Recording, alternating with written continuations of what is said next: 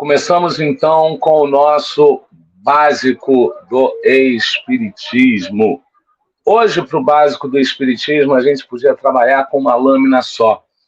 Mas, para ficar ainda mais didático, a gente resolveu colocar assuntos que, até certo ponto, são concordantes, mas em lâminas separadas e tratar cada um com a individualidade que lhe cabe. A gente começa, então, com a matemática divina, que a gente insiste que tem que ser como a nossa matemática, e não.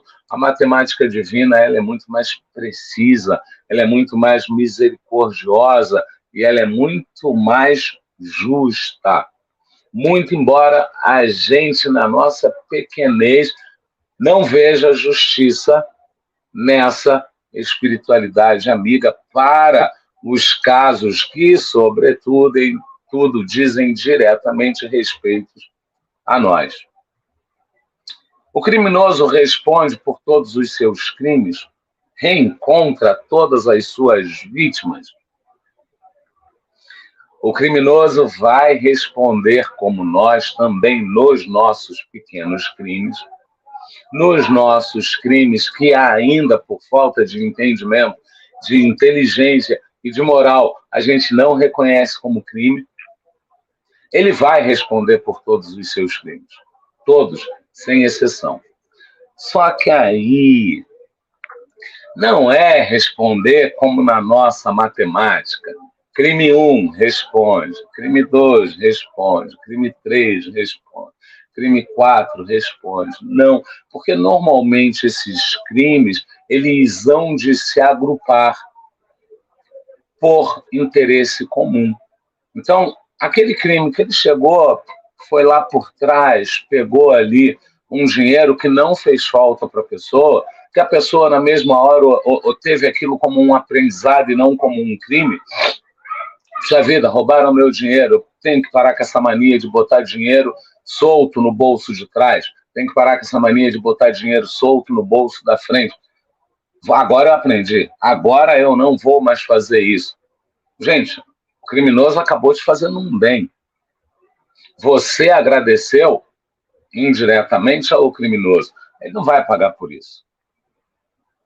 Ele vai responder a parte que lhe cabe, que é a parte de que ele foi lá e tirou o dinheiro de alguém, independente de quem seja esse alguém. Mas isso ele vai responder quando ele tiver consciência suficiente para responder isso. E ele vai responder para quem? Para ele próprio. É a consciência dele quem vai persegui-lo, e ele vai, de pouco a pouco, 1, mudando, 2, reparando, 3, fazendo caridade, se livrando dessa pena. É assim que vai funcionar, né? Reencontra todas as suas vítimas. A exemplo do dinheiro, a vítima que ele nada causou, além do furto, além do roubo, não tem por que ele cruzar mais com essa pessoa. Não faz sentido ele cruzar. Até porque se essa pessoa evoluir, ela vai agradecer. E vai dizer, você não me deve nada. Memórias de um suicídio, o quê? Peraí. No livro Nosso Lar, a André está conversando com Narcisa, chega um pessoal vindo das zonas mais profundas, ele olha e encontra um amigo, ou melhor, o amigo o encontra. André, você por aqui.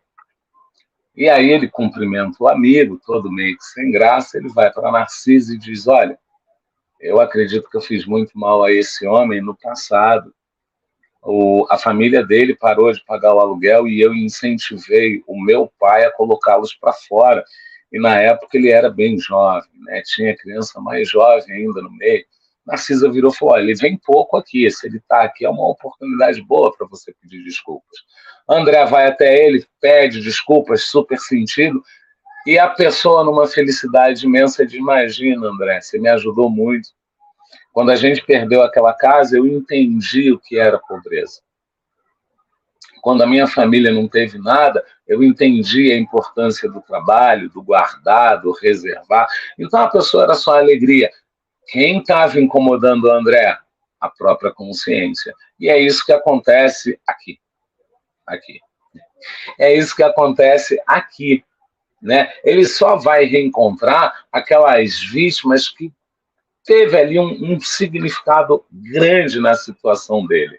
A gente tem na outra lâmina, e a prostituta reencontrará todos os seus clientes. Uma prostituta tem lá 1.000, 2.000, 3.000 clientes, cada um sabe do seu. Mas, de novo, a matemática divina, ela é precisa. Por quê? Porque teve aquele cliente, saiu do trabalho, entrou no prostíbulo, teve com a prostituta e foi embora para casa. Ele nem lembra da prostituta. Ele não está nem aí para a prostituta, foi um corpo ali que ele usou. A prostituta, por sua vez, desses 1.000 clientes, 996, ela não teve qualquer afinidade. Chegou, fez o que tinha que fazer, foi embora. Ela estava preocupada com a conta, ela estava preocupada com enfermidade, estava preocupada com outro assunto, e não houve ali nenhum vínculo. Lembra dos vínculos afetivos? Não houve nenhum vínculo. Mas, lembra que foram 996? Quatro.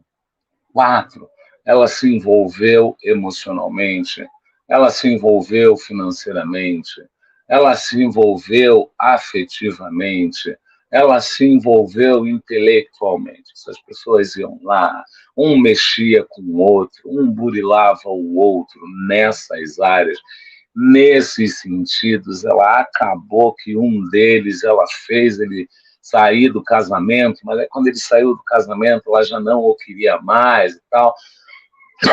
O outro, ela fez gastar todo o salário, ele não teve onde pegar emprestado, e a família dele teve um mês aí de desespero, da esposa ter que pedir à família, dos filhos passarem privações, e até a hora da morte aquele homem lembrava daquele momento, daquele castigo que ele sofreu. Ela vai reparar. Bem provavelmente, ou ela cruza de novo com essas pessoas, ou ela cruza com situações semelhantes, se até o momento de cruzar, ela não conseguiu ainda entender o que fez, não conseguiu reparar. Porque se ela vai e evolui e repara isso de uma outra forma, ela não vai também cruzar mais com essas pessoas. Ela não vai mais cruzar com essas situações, porque antes de cruzar com a situação, ela já fez o entendimento pessoal, já fez o reparo e já está seguindo. Então é muito diferente do que a gente pensa. Aquele que viveu o descaminho terá que fazer todas as reparações? A resposta é: aquele que viveu ou vive o descaminho, momento há que chegará que esta pessoa, ao ter consciência dos descaminhos que cumpriu, que fez trilhar, vai querer reparar. Então é um movimento dela, não é um movimento da minha vontade, que sofri com esse descaminho. Não é um movimento do meu julgo, que normalmente é um julgo falho. É um entendimento da pessoa. Aquele que peca em silêncio será punido. Veio isso na cabeça, a gente já não usa mais o termo pecado, muito embora a gente tenha feito um básico do espiritismo falando sobre pecado e achou pecado uma palavra muito mais, um conceito muito mais abrangente que o nome erro, né? Visto o pecado pela essência do que ele traz. O que é pecar em silêncio? Sou eu, falso moralista, né? Então, eu falo, eu vejo uma coisa, eu falo outra coisa e eu penso outra coisa. Com a minha família, eu quero que todo mundo seja regrado, seja totalmente ali industrializado, passo 1, passo 2, passo 3, passo 4, passo 5. Eu exijo muito isso da minha família. Mas fora da minha família, eu sou o cara mais sem metodologia que existe, eu sou o cara menos regrado que existe. Eu prego em família a fidelidade, mas fora da família eu sou extremamente infiel. Sou infiel emocionalmente, sou infiel em termos de conceitos, sou infiel em termos de regras que eu coloquei em casa, eu sou infiel. Isso é o pecar em silêncio. Essa pessoa vai ser punida só por ela, só pela consciência dela. Mas a Derlei, eu queria tanto tacar uma pedrinha, uma pedrinha. Eu posso tacar uma pedrinha? Gente, que atire a primeira pedra aquele que nunca pecou. Né? Então, por mais que você queira que a pessoa responda, o maior crime que ela comete é um crime contra ela mesma. Então, ela vai responder para ela mesma. Eu não posso nem tacar uma pedrinha? Não, a sua pedra vai bater e vai voltar, porque quando ela entrar no processo de reforma íntima, quando ela entrar no processo de reparação, é um processo muito dela. É como se ela entrasse numa caverna que só existisse parede de pedras. Então, você não vai ter acesso. Você até vai falar, mas vai falar por um lado, vai falar por outro. Estou tentando aqui me lembrar o livro, mas infelizmente não me vem à cabeça. Está vindo Memórias de um Suicida, mas eu hoje já comecei o estudo com Memórias de um Suicida na cabeça. Em algum momento a gente deve colocar em algum lugar.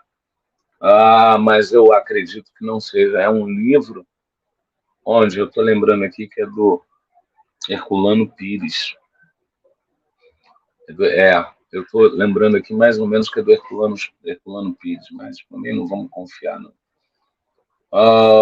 Um tribunal de criminosos se reúne para julgar um outro criminoso. Então, nas esferas das trevas, isso vai acontecer muito.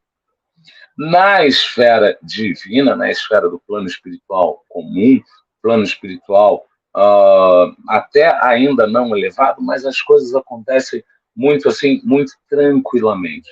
Não vai ter um tribunal te culpando, né? Você vai para uma palestra aqui, você vai a uma conversa ali e essa ficha cai, essa ficha vem, e aí você sozinho começa o processo de vamos brincar, tribunalizar as questões na sua cabeça. Você vai pegar ato por ato, vai jogar num tribunal muito seu, e a gente tem o hábito de nos julgar para nos condenar.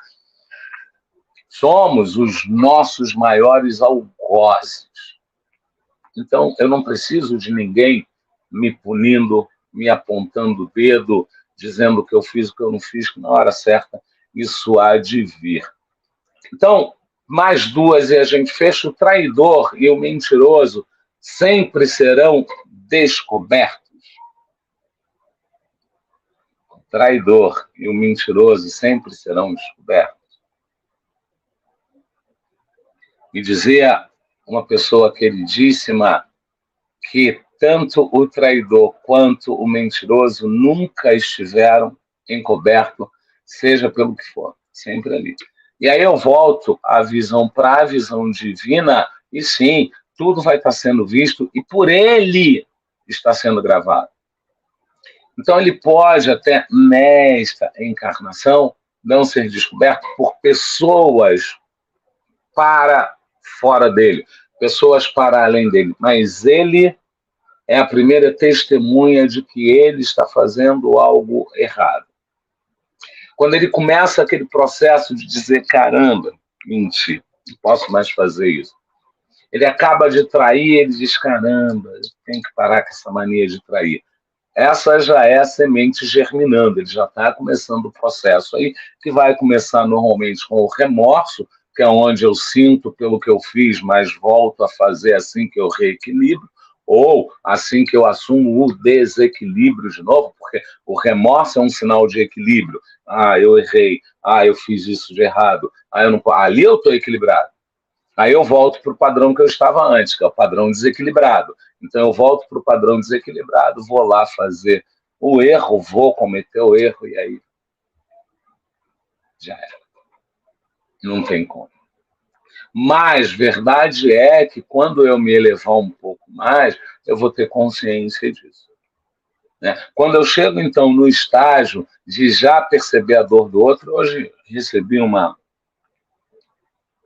Hoje recebi um desses vídeos que circulam por aí, o camarada ligando, fingindo que sequestrou a filha da senhora. A senhora atende no começo, ela segue o padrão do ladrão, promete que não vai ligar para a polícia, promete que não vai fazer isso.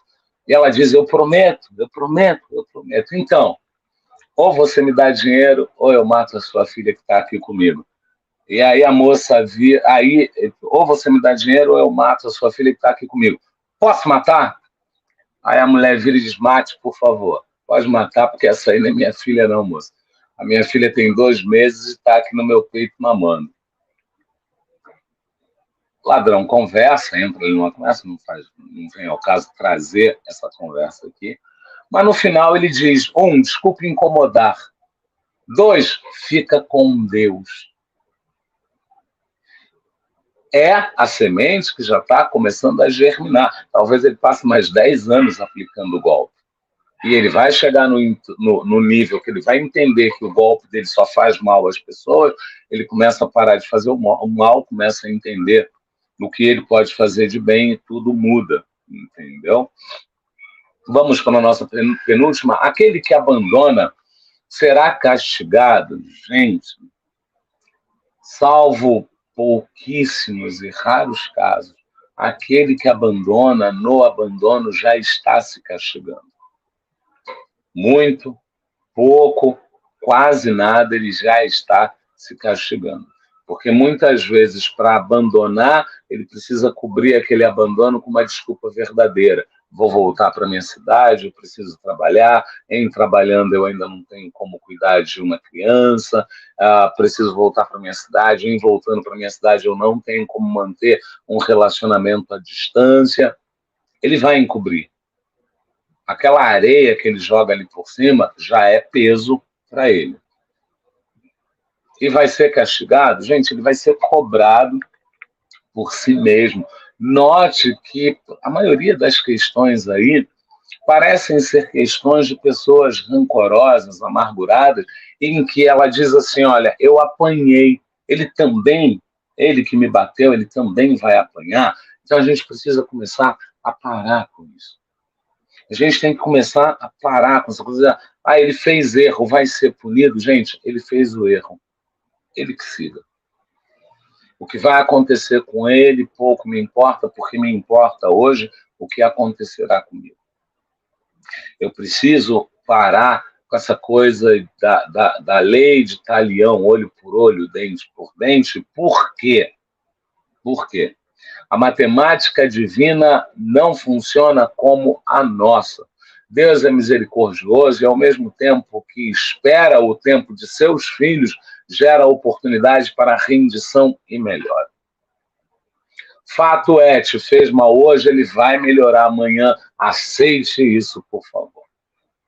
Eu conheço ex-esposa que o marido, por conta até do trauma do casamento, do trauma da separação, ele começa a caminhar, ele começa a ter uma vida melhor, ela fica chateada quando ela deveria, e a mesma coisa o homem, né? Ficam chateados quando deveriam, legal, está seguindo, está indo tudo bem. O homem, ele não quer mais a mulher, ele não ajuda a mulher, ele não dá suporte à mulher, ele não fornece nada de que ela precisa para seguir adiante. Mas quando ela consegue alguém que dá tudo isso, ele fica bravo, ele fica chateado, ele quer brigar com a mulher, ele fica arrumando picuinha. Conheço um caso de um moço que saiu de casa casado, já saiu de casa casado com outra moça. Foi ele embora. A moça que ficou amargou tempo, amargou tempestade, amargou tudo até a hora que encontrou um sapinho ali que, quando ela beijou, descobriu que era príncipe.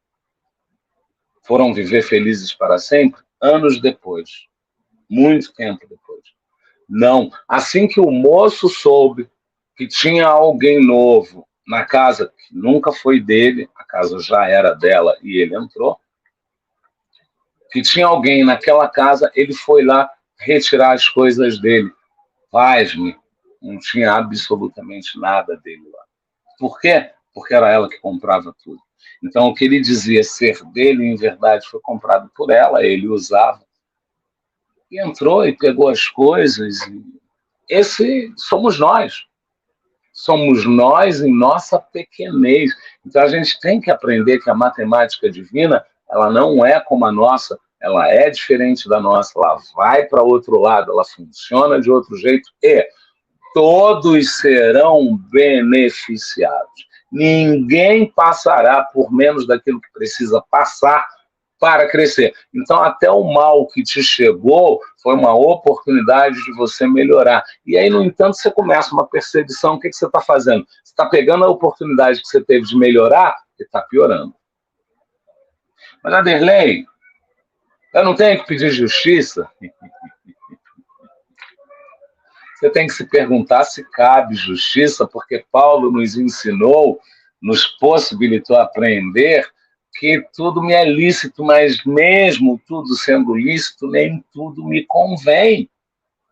Então não é porque eu dei 10 horas extras para a empresa não me pagou, quando eu sou mandado embora, é lícito eu cobrar essas 10 horas extras. É lícito. Mas a pergunta é, convém? Ou seja, a carga de trabalho era grande, eu pedi uma segunda pessoa, não me deram uma segunda pessoa, mas eu aceitei. Estava na hora de ir embora, apareceu o serviço, eu fiquei mais um pouco. Então, tudo isso tem que ser calculado. Eu não estou dizendo que ninguém está certo, eu não estou dizendo que ninguém está errado, mas precisamos sim acreditar mais nisso. Até aqui nos auxiliou e agradecemos o Pentateuco deixado por Kardec, o canal Espiritismo Motivacional. Já temos nome próprio no YouTube, www.youtube.com/espiritismo_motivacional. E seguimos, então, com a matemática divina no nosso básico do Espiritismo.